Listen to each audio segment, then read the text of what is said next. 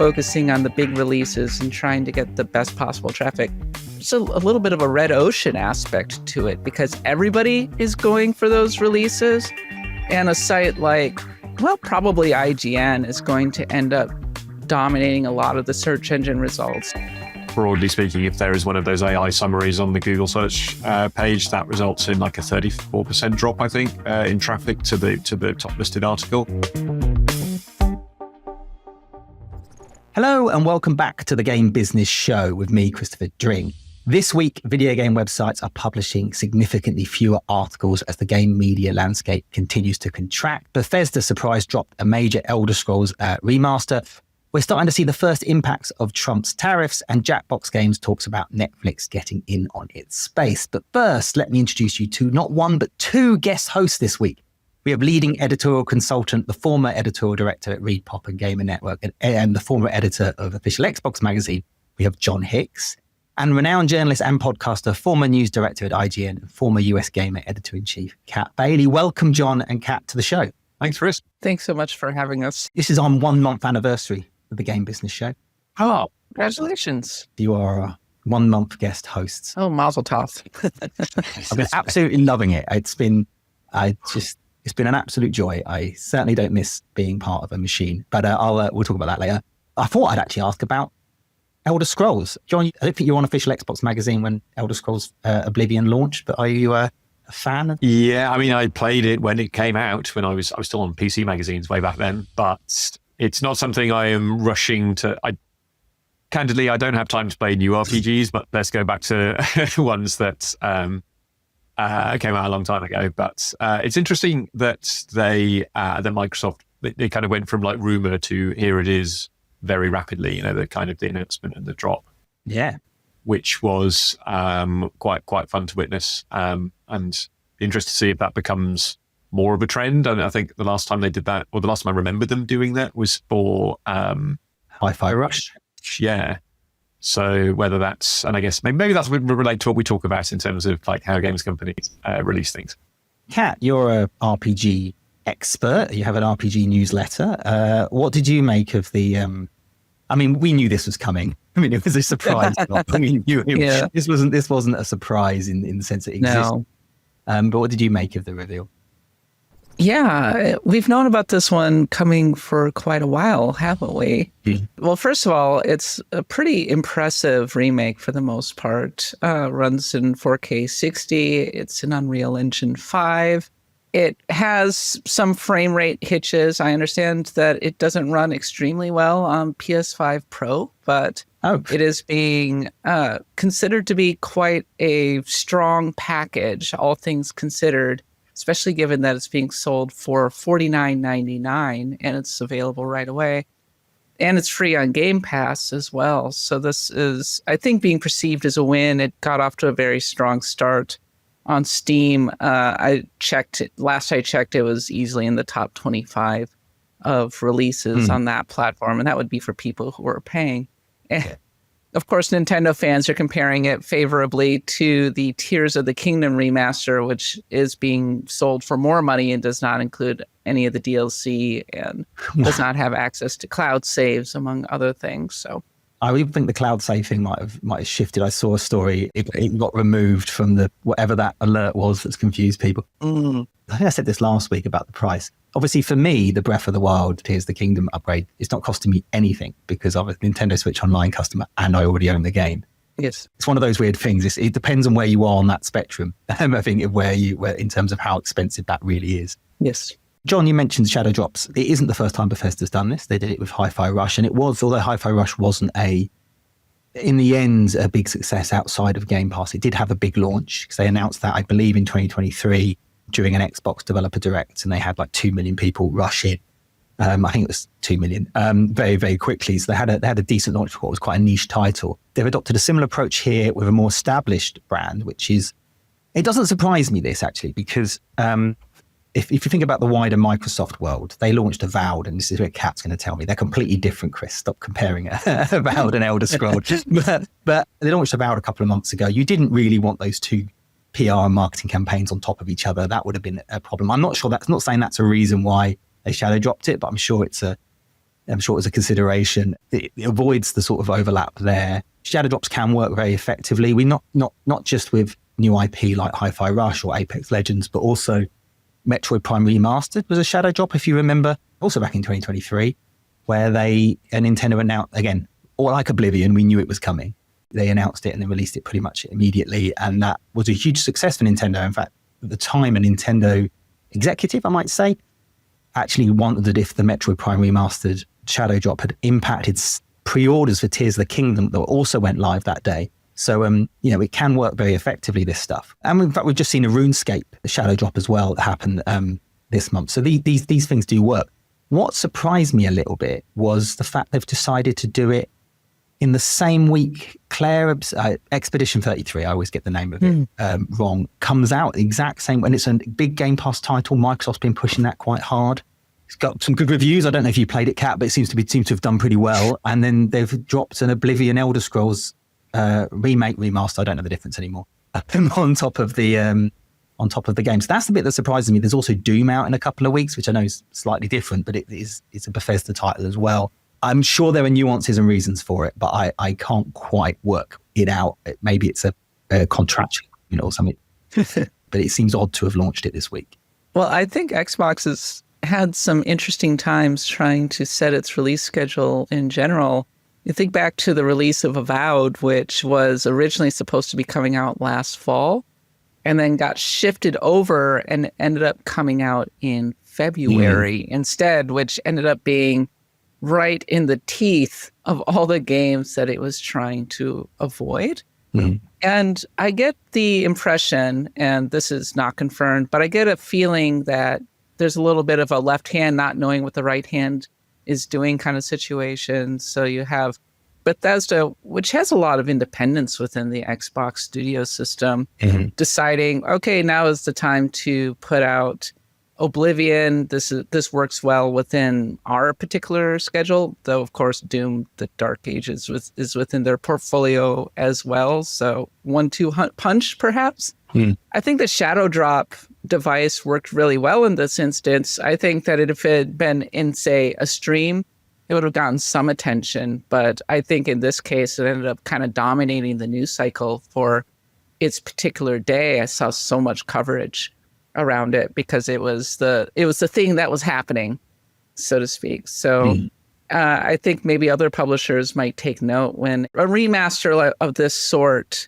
that they want to release is coming around, and they want to give it that little extra push that helps it keep it above the rest of the pack.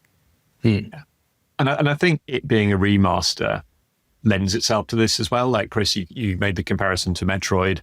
Like, if they did a full ball marketing campaign for this, what would they say? It's Oblivion, here it is. Like, I feel like unless they've made a lot of effort, like adding new features or like really, adding new content or something, it's not like a big campaign would have added a great deal anyway. So, and it means that, it's a big drop. It's a big RPG. As Kat says, it was hugely popular. It's been really well received in what is otherwise a relatively quiet period. That's something to kind of keep the fans going before the big sort of summer games rush. So I think certainly for remakes, then I feel like it's probably more sensible to do the shadow drop thing because the community's there, the expectations are there, the features are well understood. Just let them at it. Lots of leaks too. I feel quite bad for the Expedition 33 team because, as Chris was mentioning, they've been getting a big push from Xbox, and now here they are. I don't know if they're going to get overshadowed. I think Expedition 33 and Oblivion have somewhat different audiences, actually. If you're not familiar with Expedition 33, it's how would I describe it? Final Fantasy by way of France in Unreal Engine 5. It's quite a looker. It got a lot of attention when it came around during Summer Game Fest, but it is very much in the Japanese tradition of RPGs, where, of course, Oblivion, Elder Scrolls is one of the examples of the PC form of RPGs. So they might be satisfying somewhat different groups, and happily, Expedition 33 has been getting very strong reviews from what I was able to see. A lot of nines and 10s, and if anything, Expedition 33 may end up being a little bit of a slow burn, as it were, that maybe it starts to pop up during awards season if it is indeed that good. Yeah, and it's actually they've even signed a movie deal on it. They're certainly trying to push it. But I think when it comes to RPG fans, there's a clear distinction between these two games. But obviously, you look at it from maybe a slightly more mainstream perspective. They're all big fantasy, epic-looking titles. But you're right about that. I mean, John, when you see a big RPG like Oblivion getting shadow dropped, does your old editorial director instincts kick in? Do you start commissioning all the guys? And I was sort of reading around today, and there's an awful lot of freshly updated Oblivion guides and sort of crafting tips and everything like that. I don't know to what extent people knew that was happening, but certainly all the leaks would definitely have helped from a kind of content strategy perspective to make sure everybody was like good and focused on that, knowing that that's something to focus on. Just from a general editorial point of view, big RPGs are invariably huge traffic drivers because they need a lot of explaining. There's a lot of tips, there's a lot of features, there's a lot of like guide potential. So gladdens my heart to see two come along at once. Interesting release overall, because of course we're all still waiting on the Elder Scrolls 6, which I believe was announced 7 years ago now. Was it? In terms of the Elder Scrolls as a series, Oblivion definitely has its fans, and it has a strong legacy as one of the examples of an RPG that brought PC RPGs as we know them onto console. So Oblivion, of course, came out in early 2006. It was a big Xbox 360 game at the time. John T., you probably remember it very well. I was just out of college. I was not in the games media at that time.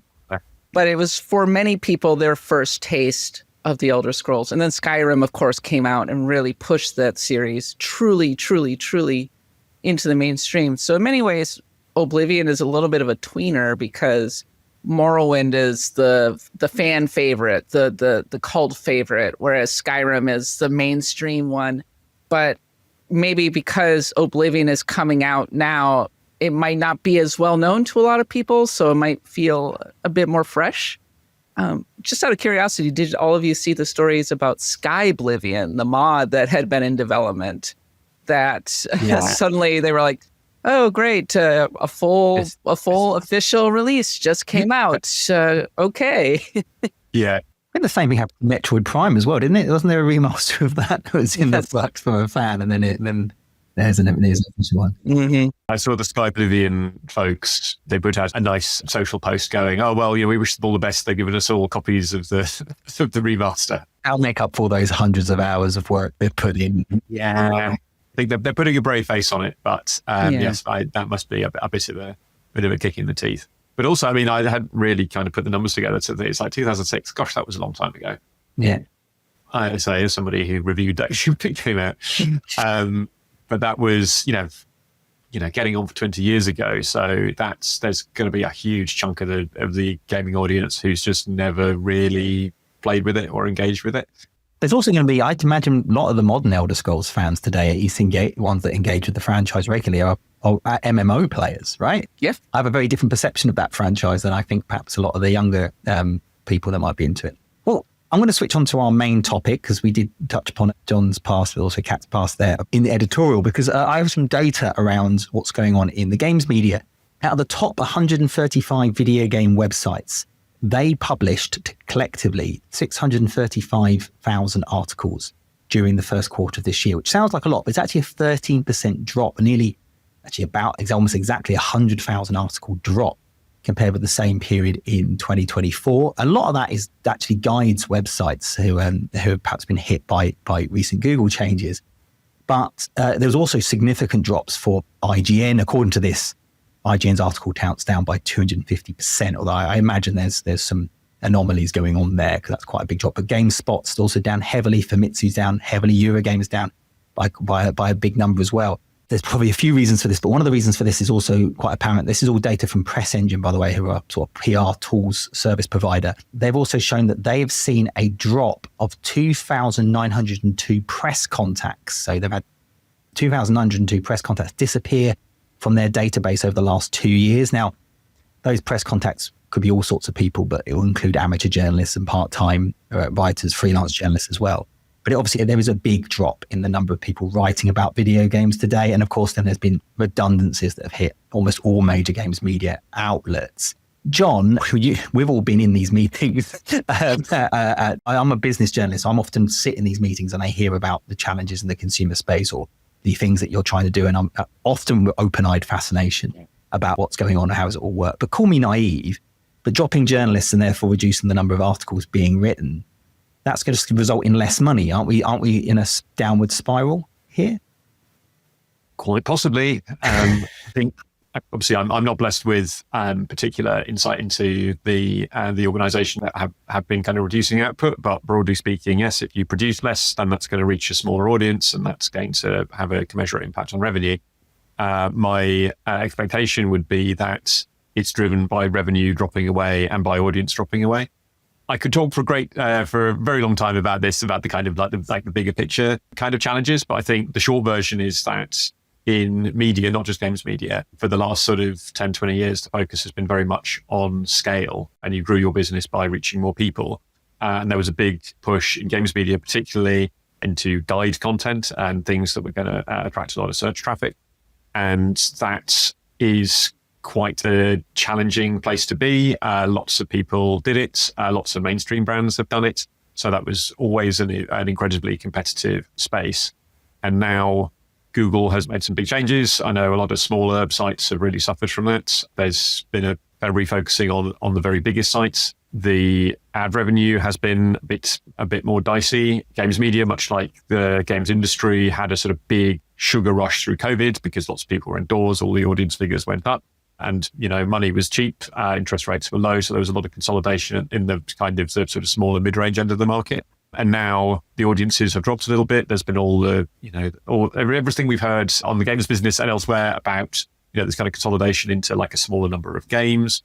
And I think overall, there's just been a drop in audience figures. My suspicion is there's been a drop in audience figures. And I think there's a bunch of businesses, particularly on the margins, who didn't have particularly strong margins themselves that have been kind of cutting back. And I think the bigger companies have also been facing that. My suspicion is that traffic hasn't been wonderful, advertising revenue hasn't been wonderful. So the most expensive thing on the balance sheet is always going to be people. So that's going to be what they cut and try and make that up. I think it's worth pointing out that last year we had Pal World in January, and that was followed by Helldivers 2. And those were two games that were very popular and bolstered a lot of search traffic. And interestingly enough, I look at the first half of this year and there have been plenty of releases. Kingdom Come Deliverance 2 comes to mind as a really strong one back in February. But without having actual access to the traffic numbers, I'm wondering whether they were able to kind of match up to what was coming out from last year. Mm-hmm. So that might have had a little bit of an impact. I think John did a great job of breaking down what's been happening in the last few years in the games media. Some of it also is that if you look at sectors outside of the guides area, they haven't been seeing a huge amount of investment. So what you're seeing is people who are leaving the press, the games press, because they're feeling burned out, they want to make more money or whatever, making the leap. And there aren't necessarily people to replace them. There isn't the pipeline is not there in the way that it used to be. And I think that can end up impacting output as well. Obviously, from an industry point of view, what I'm worried about here is what I've heard thrown around is terms like where we moneyball it now. We're all about the bigger games. We focus in on those. I mean, that was kind of the case for years, but it seems to be becoming increasingly the case where, if we focus in on those big titles, we can output fewer articles, but, produce still decent traffic and generate significant revenue that way, which is fine from a media business point of view. I don't know from an industry point of view, which I know is not the media's problem, but there's this big discoverability crisis in video games. There's more games we talk about there being fewer games, certainly the type of things that generate a lot of media traffic. There's actually more games than ever. And from an industry point of view, the fact that there are fewer journalists, I know that influencers are out there, it's a bit more fragmented, that market, but with fewer journalists there, they're all sort of maybe not under pressure, but they sort of know that they've got goals to hit and they know the big games will deliver those goals. Then that makes it perhaps harder to, it makes it harder to potentially write about this stuff, which is not a great time for that to be going on as well. I mean, Kat, actually, you're on the news side of the last few years, so perhaps it's not something that you're too much experienced with, but did you find there was a challenge in trying to balance covering stuff that you sort of wanted to cover, that you wanted to cover, but also having to cover the stuff that was going to deliver the best performance? Was there something that's what you had to balance? Yes and no. I mean, of course, as a journalist, you want to go for whatever happens to be newsworthy, and what the biggest games are the ones that are newsworthy. The funny thing is the moneyballing it, as you're describing it, focusing on the big releases and trying to get the best possible traffic. There's a little bit of a red ocean aspect to it because everybody is going for those releases, and a site like, probably IGN is going to end up dominating a lot of the search engine results, or Polygon, for example. And it's really tough, especially if you are just focused entirely on gaming SEO. Our friend Alex Donaldson, who runs RPG Site, has found actually a lot of success by kind of focusing on the more boutique games, the games that I would describe as maybe a little more blue ocean, putting out very strong guides for Suikoden 1 and 2 HD Remaster, which nobody is covering. But because they have authority and because they are really well done guides, those are the ones that are popping up. And for the handful of people who are actually going out and searching for this game, that's where they end up going. And they end up staying on the site for quite a long time. And I think that that's a tough pitch for a site like IGN, which is necessarily about scale. But it's funny because you look at the way that Google has been shifting in recent years, it is kind of moving away from the big players in many ways and giving more of an advantage to these boutique expertise sites. So yeah, I think it's kind of a tough challenge, actually, especially for the much larger games media sites. They're caught in a little bit of a vice, it almost feels like, where they're trying to scale up, they're trying to grow year on year, but they're trying to focus on the big games, but Google's prioritizing other things. If Google starts, you start being able to get those answers to the questions you're asking directly on Google through its AI. I spoke to the fandom yesterday, and he said not seeing any particularly negatives at the moment of that area, but expect they might do. And that's, I know that's a popular area of concern at the moment on social media and people chatting about it. Yeah, I mean, there was some data that came out last week from one of the SEO firms, Ahrefs, that said, broadly speaking, if there is one of those AI summaries on the Google search page, that results in like a 34% drop, I think, in traffic to the top listed article. And even if those summaries do cite a source, it's relatively rare people click through to it because they've got the information. Why would they go there? Yeah. I think I completely agree with Kat. I think it's a very difficult place to be for larger sites who are, have public owners. They have, quarterly targets. They have to show growth. And to use your phrase, Chris, the money-balling approach is the closest thing you have to a reliable way to do that. But it's extremely competitive. The larger sites do increasingly take it all. There are increasingly non-games media sites that will also go after that stuff because gaming guides are a brand safe way to prop up your traffic, even if you're like a TV listings magazine or a national newspaper. And we've seen those people kind of come in and move into that space. And the curation work, which is incredibly important, and that was always, my take was always, it was that kind of like eating your greens kind of thing from an editorial strategy perspective, is that, the guides will deliver the scale, but the curation and the kind of highlighting new games, doing interviews and things like those have never done any traffic. Like even on the sites that have very much built a brand around that and have very noisy commenters demanding, new indie games and that kind of stuff, they don't see traffic to those things when they cover them, ever. Like it's never ever been a traffic source. It's always been, a small audience that really values it. The small audience includes the developers and the publishers and the people actually making the games as well, because as you say, Chris, the media serves a necessary purpose for kind of highlighting those things. And I think, to Kat's example of RPG site and their focus, I do think my personal prediction for games media and media in general is that there is going to be this bifurcation between like absolute heavies who can go for the money ball thing and absolutely dominate the Oblivion remaster or the new Elder Scrolls whenever that comes out. Everybody else, the only real opportunity I see existing is going to be narrowing the focus and covering one niche very, very well, and having a small dedicated audience and bluntly being able to monetize that audience in a way that doesn't rely on programmatic advertising. So that's subscriptions and Patreon and doing those sort of showcase events where the people pay to be part of them, that kind of thing. That is what I was going to bring up, because I actually subscribe to two magazines. Right? I subscribe to Doctor Who magazine and Retro Gamer.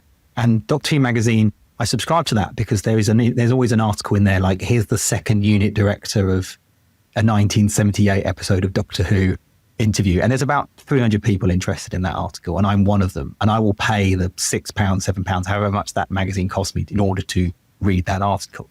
And so when you go specialist, you go niche, although the audience might be smaller, you might find a more willing audience to pay for it. Because that's the biggest issue I always think media generally, and has been for the last 20 years, is that we don't pay for the media. And that's why we end up with articles like, one thing I hate about the moneyballing it is when you see sites that go, fans are all saying the same thing about the latest Mario Kart trailer, or they've got the same 6 complaints about and I'm like, oh God, it's just such rubbish. And it's like, and it must be, and I don't know, I'm glad I don't have to write that stuff. You know, I actually say to the people that do the Time Extension website, which is a website I go on quite a lot, I'm like, I'd pay for that. You know, I'd give you money for that. You know, if you should never base an entire business strategy on what I would do. But it's certainly a, On that note, subscribe to Axe the Plug on an independent RPG podcast.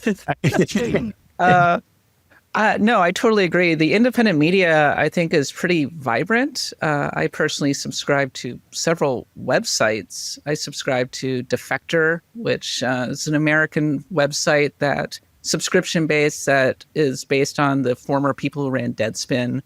I subscribe to 404 Media, which does fantastic reporting in the tech space. And there are other independent outlets that are starting to spring up here in the game space. I mean, there's, of course, your newsletter, Chris. There's Stephen Totila's The Game File, which is regularly really, really good. Several others as well. And, of course, Aftermath. And I think there's something more joyful, I think, to serving an audience, a dedicated audience who are there to spend money on good reporting and good games coverage. And so it's not quite the race to the bottom, with all due respect to like my colleagues in the mainstream media who are kind of doing their best. It feels more joyful, I think, to be in that space.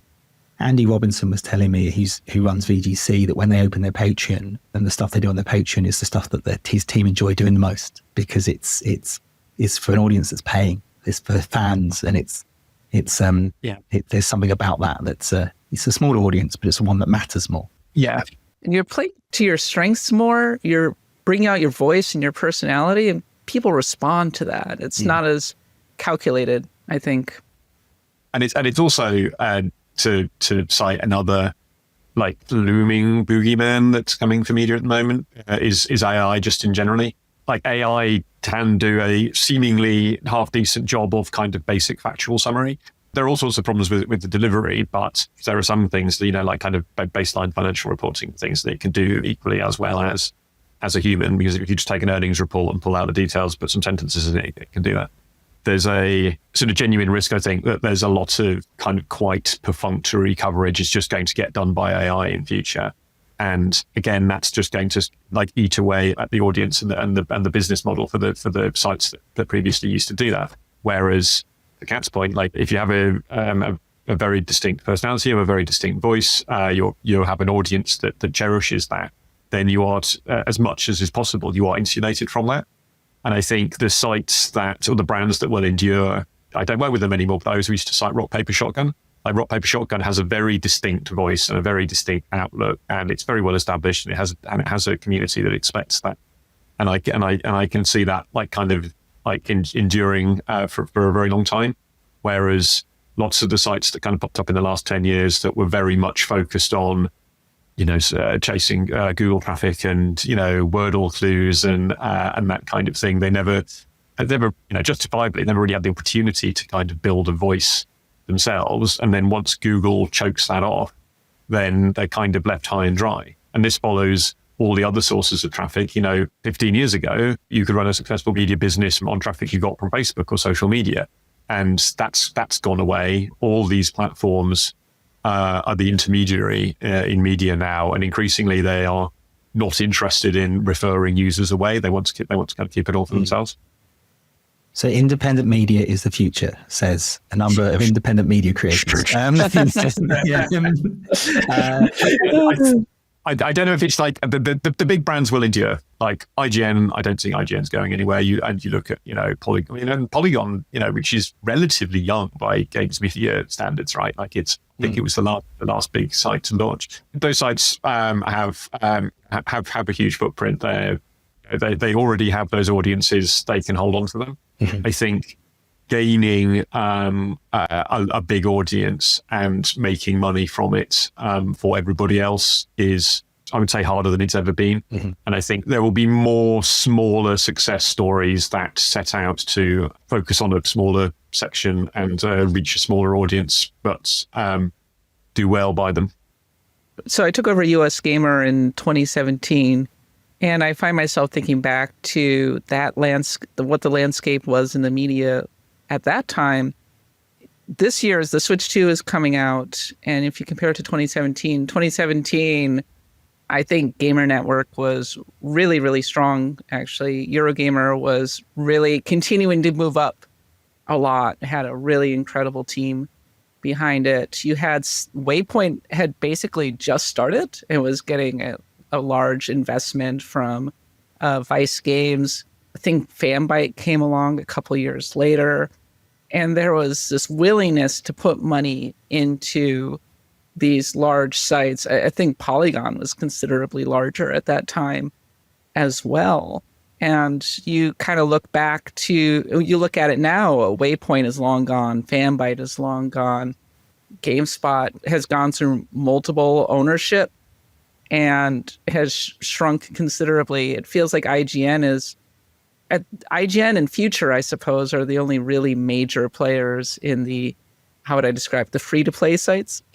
So, yeah, it's a little slow, actually. Just to agree, like there was, and even way back when I started, which was like very early 2000s, there was still a zillion like smaller sites. I mean, even Eurogamer was a small site. Eurogamer was the little site that kind of blossomed and left all the kind of most of the other ones behind it.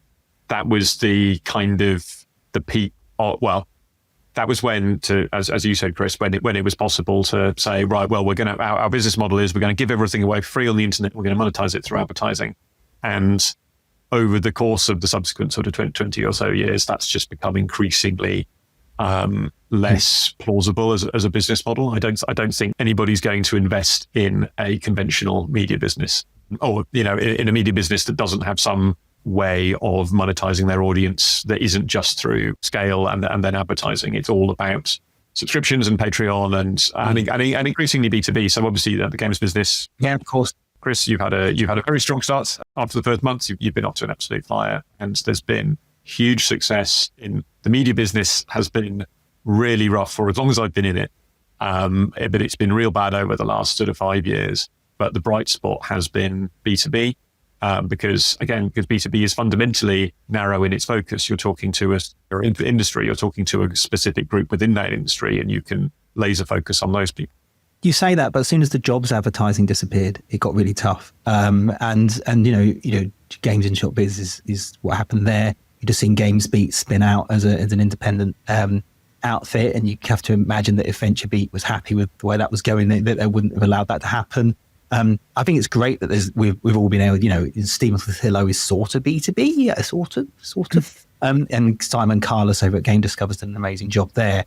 But it's obviously we've gone even niche, increasingly into those sort of spells, and it's great as an independent level. And I think it's definitely this space that I'm in does allow for a little bit more experimentation in terms of monetization, and because you are talking to a different audience, an audience that actually a lot of the time can just write off their subscription to something as a work expense, right? So it's a little different. But well, I'm going to quickly, I'm conscious of the time, and I do have a couple of smaller stories to sort of get onto. I've been touching on the tariffs with pretty much every single episode of the game business.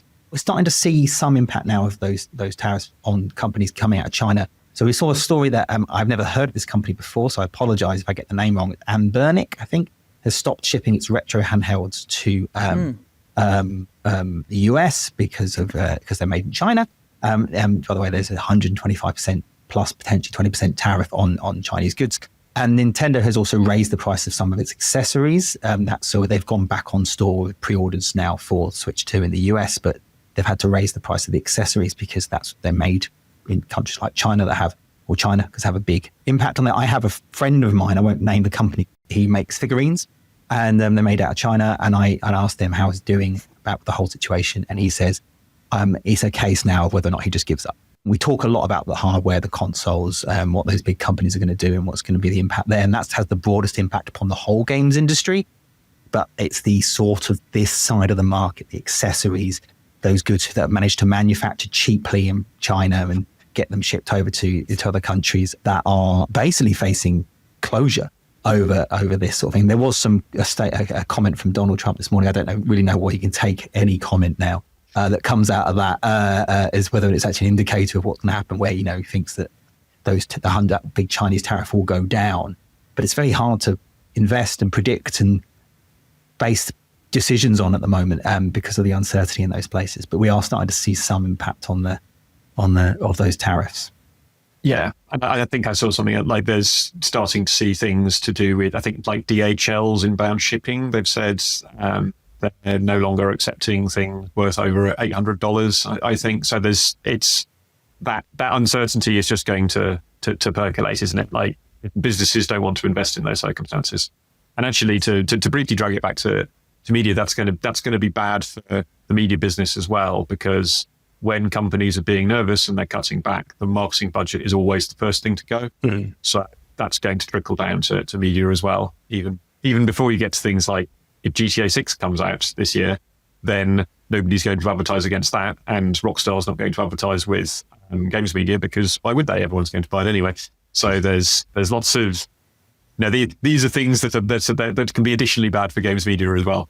Mm-hmm. Already happened, right? I mean, last year was survive till 25, and so many publishers were cutting back or going away entirely, and they weren't spending the ad dollars on websites. So even when they were doing okay in traffic, they weren't getting the money that they needed in order to make good on that traffic. So it's a tough one. The ad market is really rough at the moment and has been consistently for a couple of years now. But turning to the actual tariffs, I'm the one who's here in the United States, kind of with the front row seat to a lot of what's been happening here. And I think the chaos is probably the most impactful aspect of it, because it's just impossible to make any long-range plans because the tariffs keep changing. Every few days we get a new announcement. Well, the tariffs are going up here. The tariffs have been canceled here. There's been a 90-day pause on this. There have been exceptions granted to that. And you're right. It's more than the final products. It's impacting the supply chains considerably. It's the parts that they can't get that are allowing them to make the final product, which has been very rough on everybody, I think. The Nintendo Switch 2, I think we were, at least a lot of us in the US, when Nintendo announced that they were delaying the pre-orders from April 9th to April 24th, which is tomorrow as of the recording of this podcast. I was kind of bracing it for it to jump to $500, something like higher than that. And instead, Nintendo seems to have taken the approach of, we'll raise the price of some of the accessories by between $5 and $10, and we'll keep the price of the base console where it is, because if you raise it any more, you start encroaching into uncomfortably premium territory with this device, which is not Nintendo's MO and historically has not been. No, well, I think Nintendo manufactures a lot of its, well, I don't know if it's a lot, I don't actually know the exact number, but a chunk of its US inventory in Vietnam. They moved manufacturing there, and obviously the pause on the tariffs paused that. I think it's 46% tariff on Vietnam, which probably makes it a little bit easier. Also, Nintendo has shipped a bunch of units already, but long term, if that tariff comes back on Vietnam and those sort of things, we may see it encroach in premium territory. But then I don't even know. I think you might have to reclassify premium territory in the US in terms of what is it. And this is a problem actually for the industry. And I'm one of those people that we talked about pricing a little bit on the show a few times now. But I didn't think, when I saw the price of the Switch 2 with Mario Kart, that bundle, I didn't think it was too horrific. But obviously a lot of people I've spoken to I didn't think it was horrific at all, actually. I thought it was quite reasonable. But in an industry where the industry's moved into trying to drive its average revenue per user. They're trying to get more money out of the people who are buying games, because the profit margins are quite tight for a lot of companies. Oddly, not Nintendo, but for a lot of companies. And so they're trying to sort that out and balance that out.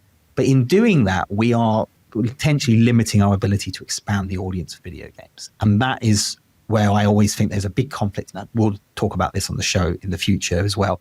There's this conflict between how do we expand the audience for video games? How do we bring in new users to the games market, whilst also making sure that we're maintaining our margins? And tariffs like this is just making that job already hard, and almost impossible job even harder. I think I played Mario Kart Mario Kart World, and I thought this was brilliant. This is amazing. I think everyone should play this, but they're not going to be able to afford it.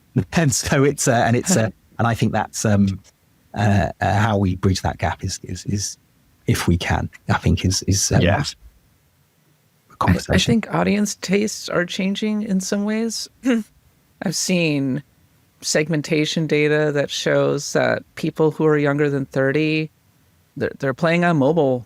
They're playing free to play. They came up on Fortnite. They came up on Minecraft. And those are the games that they are turning to.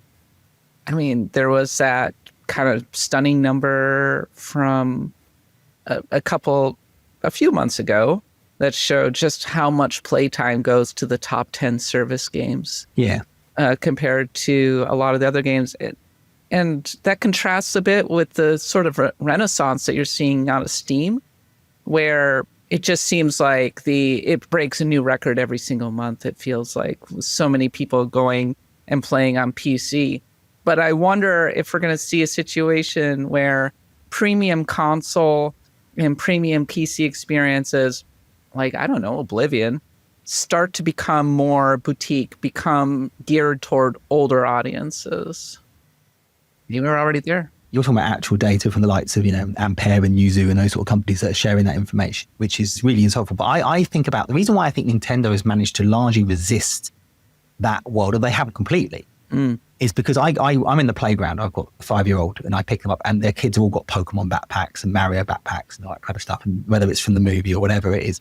But from there, parents prefer that because they're going, I can buy a product and a game. Like my wife downloaded an Angry Birds game because my son loves this Angry Birds CBBS thing. CBBS is the British BBC base for children, and there's a little app and there's a rip-off of Angry Birds on it. And it's not very good. So my wife went, you should play the Angry Birds version. So he downloaded that. But it's a new Angry Birds game. And it's one of those things where the game is fun for about an hour. And then if you want to keep having fun, you have to start spending money. And she's like, what have I downloaded? What's going on here? And I said, stay clear of all that, because it's that I'm happy to buy the thing, right? Because I'm in a privileged position where I can, but I'm happy to buy the thing because I'd rather that was the experience that my children are getting, rather than being, hey, watch this advert. Hey, you want to actually beat that boss? Pay the 99p and open loot boxes. from a parenting point of view, Nintendo's quite safe, and that's why I think they've managed to bring through these generational that sort of thing. So in this industry, it shifts all the time. It was only a few years ago, it feels like a few years ago, that PC was dead. It was all over. PC gaming was doomed, and console gaming was the future. The number of times PC gaming has died since I've been doing this. Yeah. It's interesting to me that, but to this, so like, the two observations there is that you have all these kids with Pokemon backpacks. Those backpacks came from China. Merchandising has been a huge revenue source for the industry and around the industry over the last few years, and it's heavily dependent on largely on sort of Chinese manufacture. So there's going to be a particular, that's going to be another sort of second order consequence. And it's not like games retail was in a good place to begin with, but they're very heavily reliant on Funko Pops and that kind of stuff. And now that's really under threat.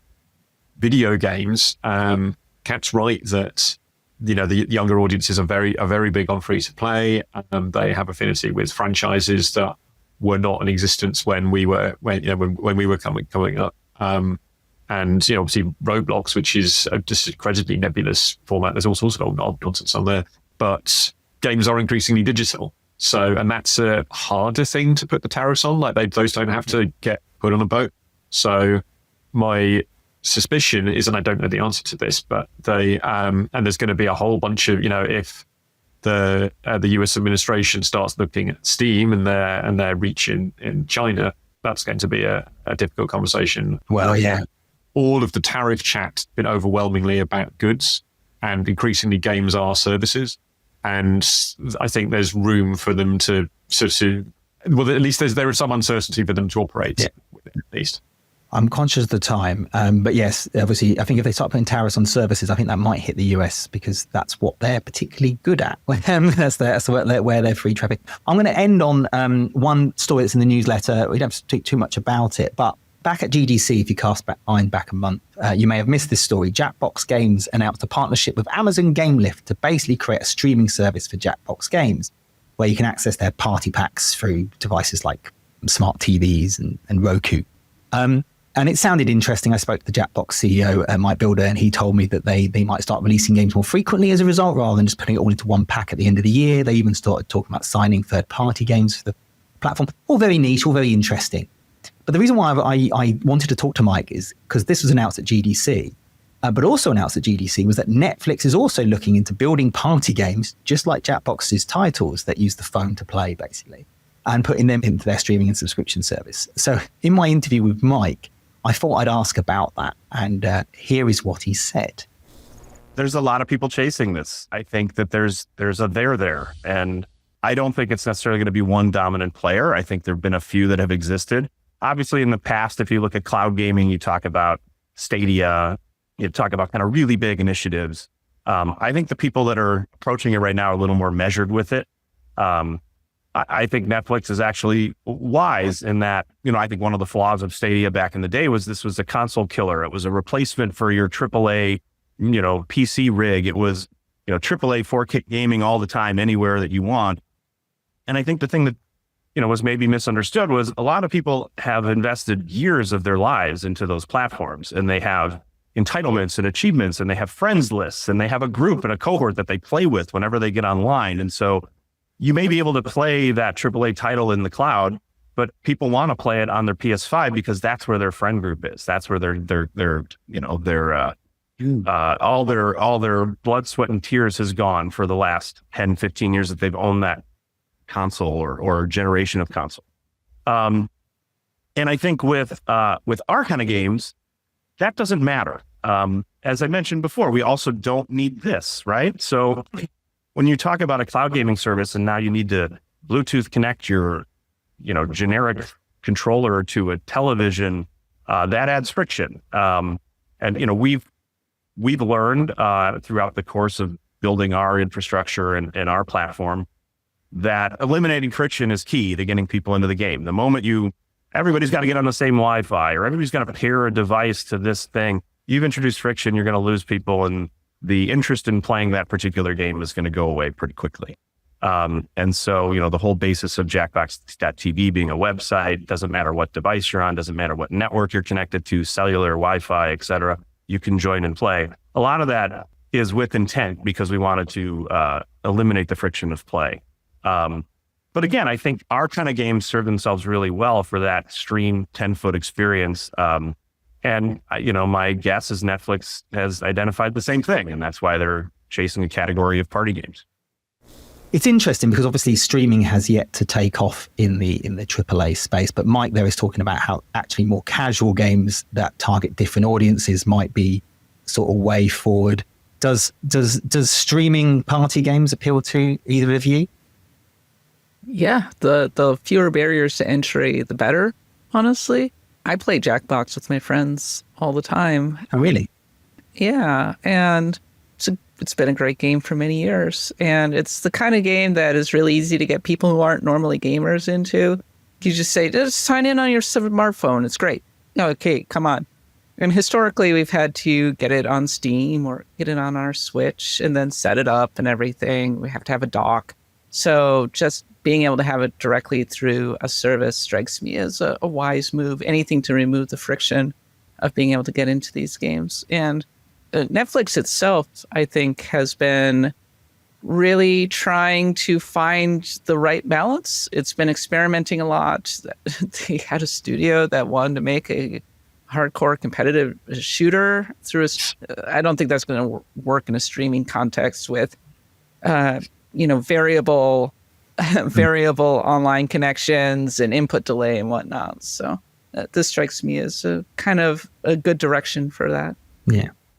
And I think that's kind of tapping into the slightly more kind of casual gaming space, which has always been enormous. Those mobile games have always been widely successful for the last sort of 20 years. And it also, honestly, I think brings to mind for me, and this is a deep cut for the heads, is 1 versus 100 when that was on Xbox Live back in the day.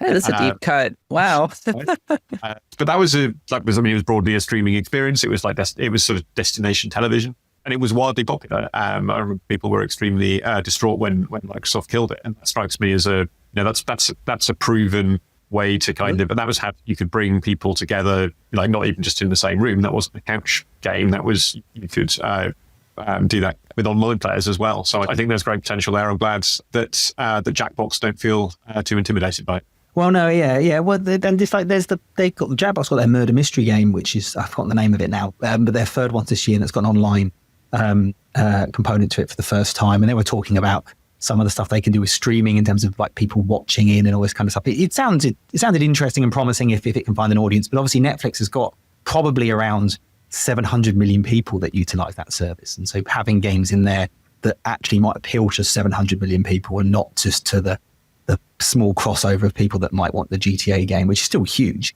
is certainly interesting. Well, that's it for today's show.